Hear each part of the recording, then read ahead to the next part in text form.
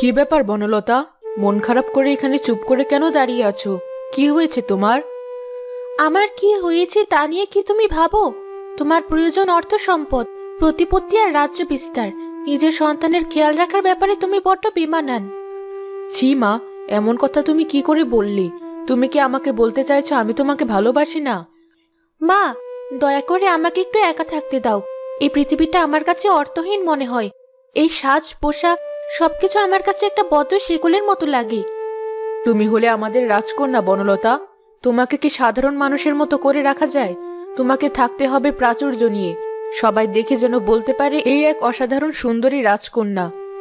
আমি এসব কিছুই চাই না। এই তো তোমার জন্মদিন সামনে চলে এসেছে, আর মাত্র কয়েকদিন বাকি। তোমার বাবা শিকার থেকে নিশ্চয়ই ফিরে আসবে, আর আমরা সবাই মিলে খুব ঘটা করে তোমার জন্মদিন পালন করব। প্রতি বছর এসব শুনতে শুনতে আমি ক্লান্ত হয়ে গেছি। প্রতিবার বাবা আমার জন্মদিনের সময় নিজের কাছে ব্যস্ত থাকে, তিনি কোনোদিন আসেন না। হঠাৎ করে তুমি এখানে? দেখছো না আমি বনলতার সাথে কথা বলছি। ক্ষমা করবেন রানীমা, রাজামশাই খবর পাঠিয়েছেন তিনি এবার রাজকন্যার জন্মদিনে থাকতে পারবেন না, আর উপহারস্বরূপ রাজকন্যা বনলতার জন্য একটি চমৎকার কোহিনূর হীরা পাঠিয়েছেন। কি ব্যাপার মা, আমার কথা মিলল তো? এবার বিশ্বাস করলে আমি তোমাদের কাছে কতটা অপ্রয়োজনীয়। তুমি তোমার বাবাকে ভুল বুঝছো। হয়তো তিনি কোনো জরুরি একটা কাজে আটকা পড়েছেন, তাই তোমার জন্মদিনে আসতে পারছেন না। তুমি দয়া করে তোমার বাবাকে ভুল বোঝো না, তিনি তোমাকে অনেক ভালোবাসে। শোনো মা, আমি তোমার কাছে কোনো কৈফিয়ত চাইনি, দয়া করে আমাকে একটু একা থাকতে দাও।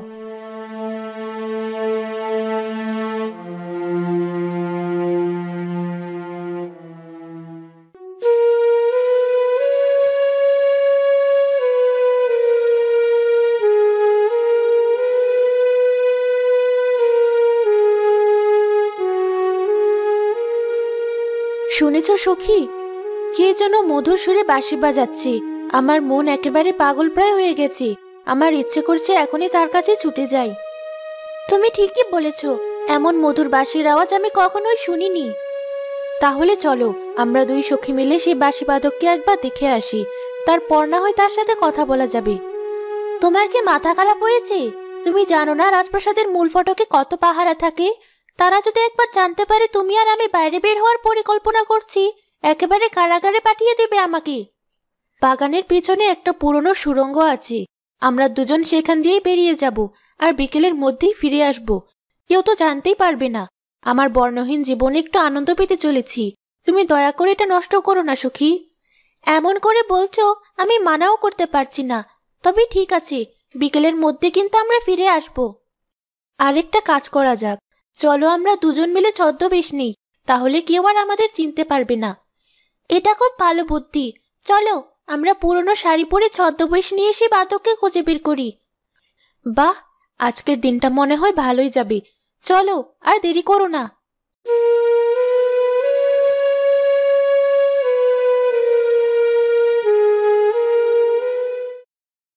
কি ব্যাপার, থেমে গেলে কেন রাখাল বালক? তোমার বাঁশির সুর সুমধুর। আমরা অনেক দূর থেকে তোমার বাঁশির সুর শুনছিলাম। এক কাজ করো, আমি তোমাকে পয়সা দেব, তুমি কিছুক্ষণ আমাদের বাঁশি বাজিয়ে শোনাও। আমি জানি না আপনি কে, কিন্তু হঠাৎ করে আপনি আমাকে কেন পয়সা দিতে যাচ্ছেন? আমি বাঁশি বাজাই নিজের মনের আনন্দের জন্য, আর এই আনন্দ আমি আপনার কাছে বিক্রি করতে পারবো না। আমি এই রাজ্যেই থাকি, এক সাধারণ পরিবারের মেয়ে আমি। তোমার বাঁশির সুর আমাকে মুগ্ধ করেছিল বলেই পয়সা দিয়ে শুনতে চেয়েছিলাম। পয়সা দিয়ে পৃথিবীতে সবকিছু হয় না। এখন দয়া করে এখান থেকে আপনারা চলে যান। আমাকে একটু মন দিয়ে বাঁশি বাজাতে দিন। আসলে যখন আমার খুব মন খারাপ হয়, তখন আমি এখানে বসে বাঁশি বাজাই। মন খারাপ? কি হয়েছে? চাইলে আমাদেরকে বলতে পারো। আমার বাবা খুব অসুস্থ, কয়েকদিন ধরে সে ঘরে পড়ে আছে। সংসারে অনেক অভাব অনটন, জানি না কি করে বাকি দিনগুলো চলবে, কিন্তু বিশ্বাস করুন আমাদের সুখের কোনো অভাব নেই। সুখটাই প্রধান রাখাল, তুমি একজন সুখী মানুষ, তাই সৃষ্টিকর্তার কাছে কৃতজ্ঞতা জ্ঞাপন করো। ঠিক আছে, এগুলো তুমি সাথে করে তোমার বাড়িতে নিয়ে যাও। এ কি বলছেন আপনি? না না, কোনো স্বর্ণমুদ্রার আমার প্রয়োজন নেই। আমি সাধারণ মানুষ, কি করব এগুলো দিয়ে? তাছাড়া আপনি তো বলেছিলেন আপনি এক সাধারণ পরিবারের সন্তান, তাহলে এতগুলো স্বর্ণমুদ্রা কোথায় পেলেন? আরে বোকা রাখাল, তুমি এখনো বুঝতে পারোনি? উনি আমাদের রাজকন্যা বনলতা। আসলে তোমার বাঁশির সুর শুনে আমরা ছদ্মবেশ ধরে বের হয়েছি। ক্ষমা করবেন রাজকন্যা, আমি আপনাকে চিনতে পারিনি। দয়া করে আমাকে মাফ করে দিন। একটা শর্তেই আমি তোমাকে ক্ষমা করতে পারি। যদি তুমি আগামীকাল এখানে এসে আমাদেরকে বাঁশি বাজিয়ে শোনাও, তাহলে তোমাকে ক্ষমা করে দেব। আপনি চাইলে আমি প্রাসাদে গিয়ে বাঁশি শোনাতে পারি। আমি দরিদ্র মানুষ। আমার কাছে আপনি বাঁশি শোনার জন্য ছুটে আসছেন, এটা জানলে রাজবাড়িতে অনেক সমস্যা হবে। এসব নিয়ে তোমাকে ভাবতে হবে না। আমি তোমাকে আদেশ করছি, আগামীকাল থেকে এই সময়ে তুমি আমাদেরকে বাঁশি বাজিয়ে শোনাবে। এটা তোমার পারিশ্রমিক। তুমি এটা নিয়ে বাড়িতে গিয়ে তোমার বাবার চিকিৎসা করাও।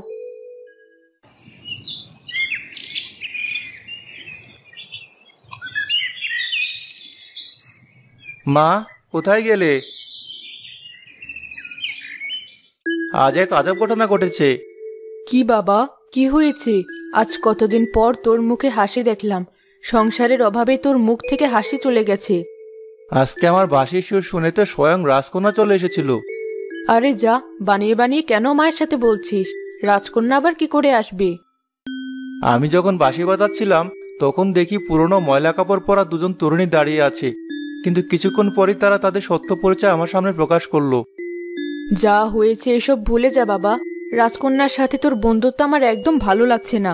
রাজবাড়ির কেউ যদি এই খবর একবার পায় তাহলে অনেক ঝামেলা হয়ে যাবে। তোর উপর অনেক বড় বিপদ নেমে আসতে পারে। সে কোথায় আর তুই কোথায়? এই ভয় আমিও পাচ্ছি মা, কিন্তু রাজকন্যা আমাকে বারবার বলে দিয়েছে আগামীকাল তিনি আবার আমার বাঁশির সুর শুনতে আসবেন। এখন বলো তো আমি কি করি? এখন ভেবে দেখ তোর যাওয়া উচিত হবে কি হবে না। আমি তোকে কিছুই বলবো না। তোর জীবন সিদ্ধান্ত তুই নিবি।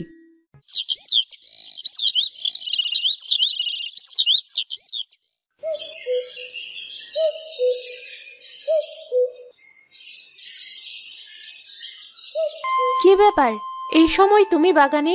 তুমি জানো না বিকেলবেলা বাগানে আমি হেঁটে বেড়াই, আর কারো উপস্থিতি আমি পছন্দ করি না। দয়া করে এখান থেকে বিদায় হও। তুমি আমার সাথে এভাবে কেন কথা বলছো রাজকন্যা? আমি তোমার হবু স্বামী।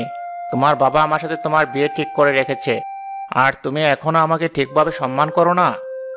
এই আশাতেই বসে থাকো তুমি। আমি বেঁচে থাকতে তোমাকে কখনোই বিয়ে করব না।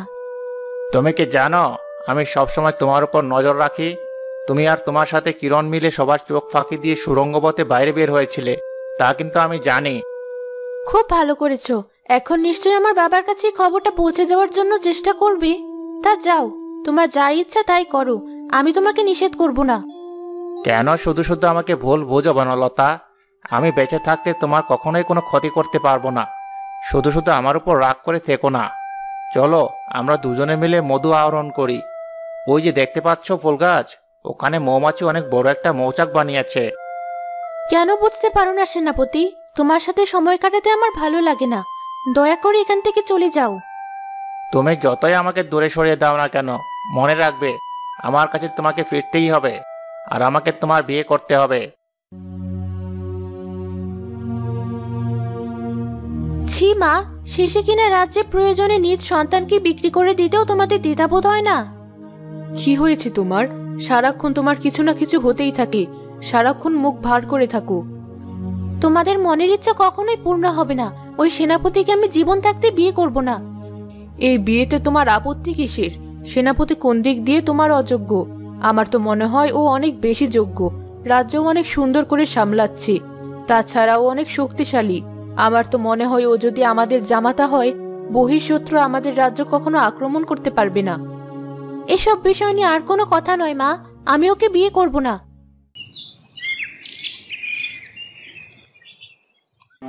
চলো রাখাল, আমরা এখান থেকে অনেক দূরে কোথাও পালিয়ে যাই। রাজ্যে আমার দম বন্ধ হয়ে আসে। মিথ্যে ভালোবাসার অভিনয় আমি আর নিতে পারছি না। আমারও ইচ্ছে হয় তোমার সাথে সময় কাটাতে, কিন্তু তোমাকে নিয়ে আমি কোথায় যাব? আমি সামান্য এক রাখাল। তোমাকে নিয়ে যাওয়ার মতো কোনো জায়গা তো আমার নেই।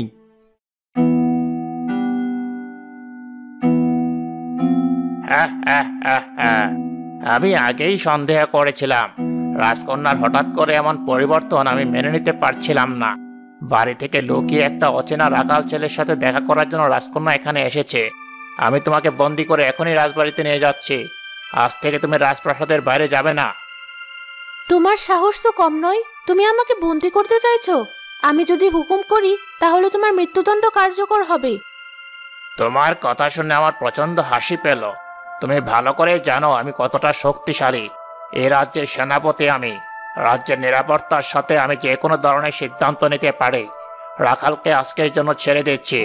যদি তোমার আশেপাশে ওকে কোনোদিন দেখি।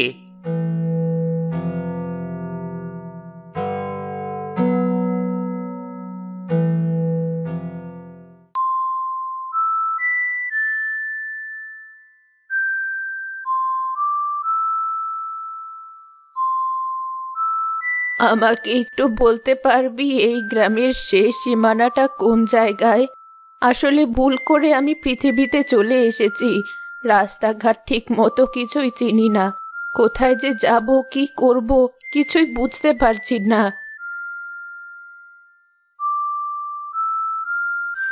ভুল করে পৃথিবীতে চলে এসেছো মানে কি? দেখো বুড়িমা, আমার সাথে একদম মজা করো না। আমার মন টন এমনিতেই ভালো নেই, আর তুমি এখন আমার সাথে মজা করছো? আরে বাবা, তোর সাথে আমি কেন শুধু শুধু মজা করব? আমি এই গ্রামে থাকি না, এমনকি আমি পৃথিবীতে থাকি না। আমি থাকি চাঁদে।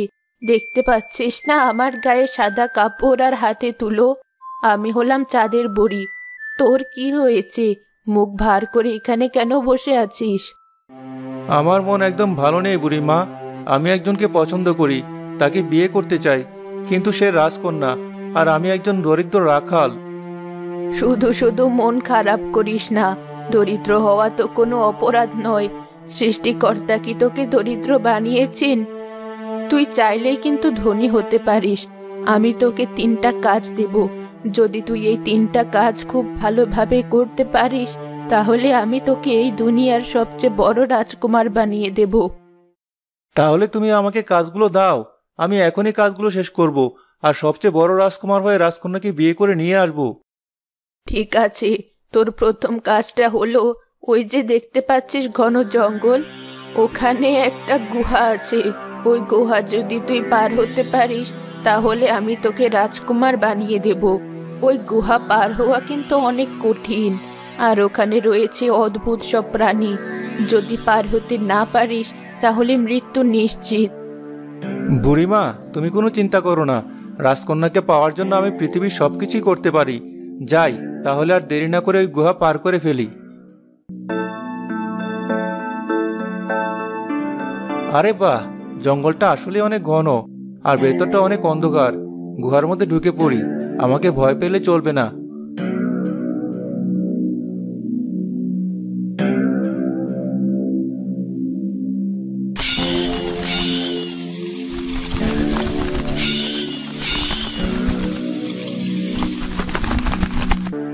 গুহার মধ্যে কি ভয়ঙ্কর ভয়ঙ্কর বাদুড়, দেখে কেমন ভয় লাগছে। আর ভেতরটা অনেক অন্ধকার। ওই তো একটু আলো দেখা যাচ্ছে, মনে হচ্ছে ওটাই শেষ প্রান্ত। দেরি না করে তাড়াতাড়ি গুহাটা পার করে ফেলি।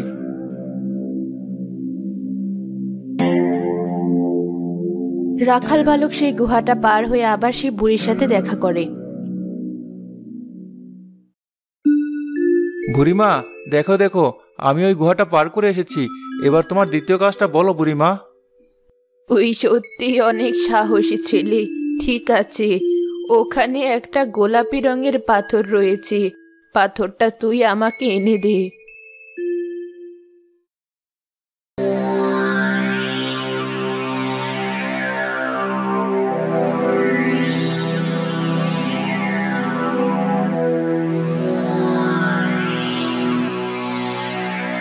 এই তো পাথরটা পেয়ে গেছি, কিন্তু এখানে তো সোনা রয়েছে।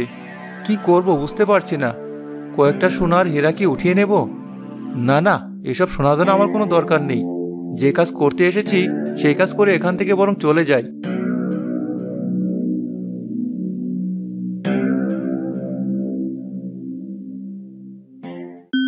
বুড়িমা, দেখো, আমি তোমার জন্য এই গোলাপি পাথরটা নিয়ে এসেছি। তুমি শুধু আমাকে পাথরটা আনতে বলেছিলে, তাই আমি শুধু পাথরটাই এনেছি। সত্যি তুই অনেক সৎ একটা ছেলে। তোকে পরীক্ষা করার জন্যই আমি ওখানে পাঠিয়েছিলাম। আমি দেখতে চেয়েছিলাম ওই সোনা দানার হীরা জহরত দেখে তুই লোভে পড়ে যাস কিনা, কিন্তু তুই পড়িসনি। তাই তো একমাত্র গোলাপি পাথরটা নিয়েই তুই ফিরে এসেছিস। বুড়িমা, আমি জীবনে কখনো লোভে পড়িনি, আর কারো প্রতি কোনো অন্যায়ও করিনি। তুমি আমাকে তৃতীয় কাজটার কথা বলো, শর্তটা পূরণ করতে পারলে আমি খুশি। ওই দূরে একটা পাহাড় দেখতে পাচ্ছিস, ওখানে একটা ঝর্ণা আছে। ওখান থেকে তুই আমাকে পানি এনে দিবি। যদি পানি এনে দিতে পারিস তাহলেই তুই জয়ী। কিন্তু মনে রাখবি, তোর সময় হাতে মাত্র 30 মিনিট। এই 30 মিনিটের মধ্যে যদি তুই ফিরে না আসিস তাহলে হেরে যাবি। রাখাল বালক বুড়িমার কথা মতো সে পাহাড়ে যাওয়ার পথে দেখতে পেল একটি হরিণ আহত হয়ে পড়ে আছে। আহারে, হরিণটার কি করুণ অবস্থা! গায়ে মনে হয় কোনো কারণে ব্যথা পেয়েছে। কিন্তু যদি হরিণটাকে সুস্থ করতে যাই তাহলে তো 30 মিনিটের মধ্যে ওই পানি সংগ্রহ করতে পারবো না। থাক, আমি না হয় হেরে গেলাম, কিন্তু ওই হরিণটির কোনো ক্ষতি আমি হতে দেব না। রাখাল বালক ওই হরিণটিকে সুস্থ করে তুলল এবং পুনরায় সে বুড়িমার কাছে গেল। বুড়িমা, তুমি আমাকে ক্ষমা করে দাও। এত কিছু করার পরও আমি হেরে গেলাম। তোমার তৃতীয় শর্তটা আমি পূরণ করতে পারিনি। পানি সংগ্রহ করার জন্য আমি যখন পাহাড়ে যাচ্ছিলাম তখন দেখি এক হরিণ আহত হয়ে পড়ে আছে। ওর প্রচন্ড কষ্টে আমার মন কেঁদে উঠল। হরিণকে সেবা করে সুস্থ করে তুললাম, তাই সময়ের মধ্যে তোমার জন্য পানি আনতে পারিনি। এটাই ছিল তোর সহমর্মিতার পরীক্ষা। এই 3 নাম্বার পরীক্ষাতেও তুই জিতে গেছিস। আসলে এই হরিণটাকে আমি ইচ্ছে করে ফেলে রেখেছিলাম। আমি দেখতে চাইছিলাম তোর মনে আসলে কি চলে। তুই অনেক ভালো মনের এক ছেলে। আজ তুই জয়ী হয়েছিস। আর এই যে আমি তোকে একটা কোহিনূর হীরা উপহার দিচ্ছি। এই হীরা বিক্রি করে তুই 10টা রাজ্য কিনতে পারবি। এটা অনেক মূল্যবান। তোমাকে কি বলে ধন্যবাদ দেবো আমি নিজেও জানি না। আমি এখনই যাচ্ছি সেই রাজকন্যাকে ছিনিয়ে আনতে। এখন আর কোনো বাধা নেই। আমি এই পৃথিবীর সবচেয়ে বড় রাজা। রাজকন্যা, আমি কটা দিন মাত্র রাজ্য ছিলাম না, আর তুমি কিনা একটা সাধারণ রাখালের সাথে মেলামেশা শুরু করেছো। জানো না তুমি একজন রাজকন্যা? সাধারণ কোনো ছেলের সাথে তোমার মেলামেশা করতে নেই। আমি আগামীকালই তোমার সাথে সেনাপতির বিয়ে দেব। বাবা, সে রাখাল খুব ভালো মনের মানুষ। শুধু অর্থ সম্পদ থাকলেই হয় না, একজন ভালো মনের অধিকারী হওয়া অনেক গুরুত্বপূর্ণ। আর আপনি সেনাপতিকে চেনেনই না, ও অনেক লোভী। রাজকন্যা, দয়া করে এসব কথা বলা বন্ধ করুন।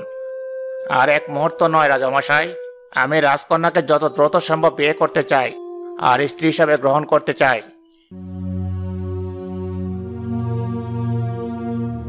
1 মিনিট মহারাজ, আমি পৃথিবীর সবচেয়ে ধনী ব্যক্তি। কোহিনূর হীরা আমার হাতের মুঠোয়। আপনি ভালো করে জানেন এই হীরা কতটা মূল্যবান। আমি যদি ইচ্ছে করি তাহলে এই হীরা দিয়ে এমন অসংখ্য রাজ্য আমি সহজে কিনে নিতে পারি। বিনা অনুমতিতে কেন এখানে এসেছো? কে তুমি? এখানে কি চাই? বুঝতে পারছেন না? এটাই সেই দরিদ্র রাখাল যার সাথে রাজকন্যা বনলতা সম্পর্কে জড়িয়ে পড়েছে। তোমার সাহস তো কম নয়। তুমি আমার অনুমতি ছাড়া আমার রাজদরবারে প্রবেশ করেছো। মহারাজ, আমাকে ক্ষমা করবেন, কিন্তু এখন আর আমি সাধারণ রাখাল নই। আমি একজন মহারাজ। এই দেখুন, আমার কাছে কোহিনূর রয়েছে। এ তো মহামূল্যবান। পৃথিবীতে একটা মাত্র রয়েছে এই হীরা। তুমি কোথায় পেলে? আমি জানি এই হীরা যার কাছে রয়েছে তার কাছে পৃথিবীর অর্ধ থেকে বেশি ধন সম্পত্তি রয়েছে। আমি শুধুমাত্র আপনার মেয়েকে বিয়ে করতে চাই, তার সাথে সারাটা জীবন সুখে থাকতে চাই। এ কখনো সম্ভব না। রাজকন্যার সাথে আমার বিয়ে অনেক আগেই ঠিক হয়ে আছে। মহারাজ, আপনি এত বড় অন্যায় আমার সাথে করতে পারেন না। সেনাপতি, তুমি চাইলে রাজকন্যাকে বিয়ে করতে পারো, কিন্তু মনে রেখো তুমি কখনোই ওকে পাবে না। ও তোমার কখনোই হবে না। সারা জীবন ওর মন এই রাখাল বালকের উপরই পড়ে থাকবে।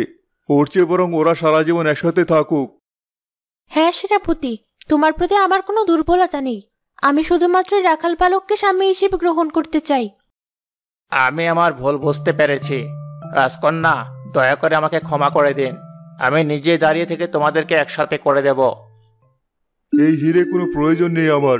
তুমি আমার মেয়েকে শুধু ভালো রেখো আর সুখে রেখো। তোমার কাছে আমার এটাই চাওয়া।